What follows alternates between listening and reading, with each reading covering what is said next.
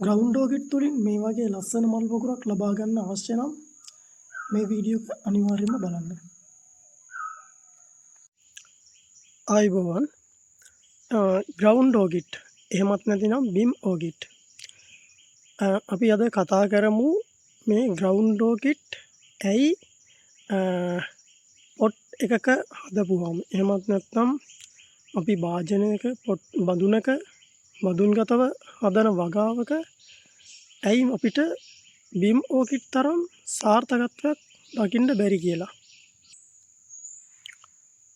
අපි කලින් වීඩියෝ එකෙත් අපි මේ ගැන කතා කරා. ඇත්තටම ග්‍රවුන්ඩ් ඕකිඩ් කියන්නේ හොඳ සාර්ථක පඳුරක් හැදෙන්න පරිසරය අවශ්‍ය ශාකයක්. මේ ආකාරයට අපි බඳුන්ගත වගාවෙන් බලාපොරොත්තු වෙන මල් අස්වැන්න අපිට ලබා ගන්න බෑ මේ අසාර්ථක ගස් තුලින්. ප්‍රධාන කාරණාව ඒක තමයි.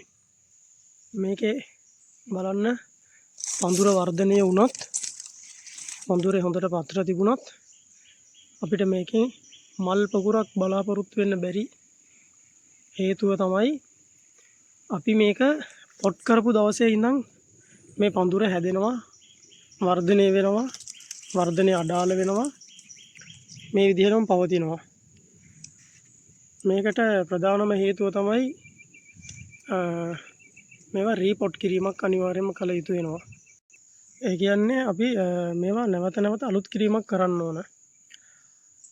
මේ තියෙන වාජන වලින් බඳුන් වලින් ඉවත් කරලා මුල් පද්ධතිය හොඳ පිරිසිදු කප්පාදු කිරීමක් කරලා නැවත අලුත් මුල් අදින්න පරිසරය ඉඩ හදලා දීලා මේවායේ පස් මාධ්‍ය පොහොර ඉවත් කරලා නැවත අලුත් පස් මාධ්‍යයක් එකතු කරලා ගහේ මෙරිලා ගිය වියලිලා ගිහිල්ලා තියෙන මේ මල් කිනිති දඬු ඉවත් කරලා අපි නැවත නැවත රීපොට් කිරීමක් කරනවා නම් අපි බලාපොරොත්තු වෙන සාර්ථකත්වයට අපිට යන්න පුළුවන්.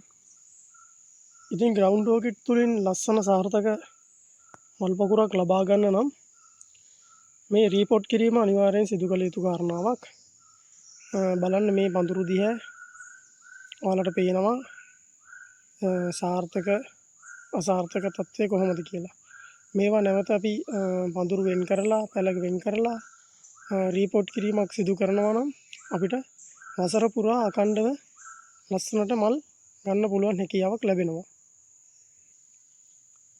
ඔයාලත් මේක කරලා බලන්න.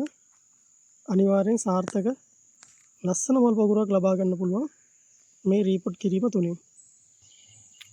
එහෙනම් අපි තවත් ලස්සන වීඩියෝ එකකින් හමු වෙමු. එතෙක් ඔයාලට සුබ දවසක්.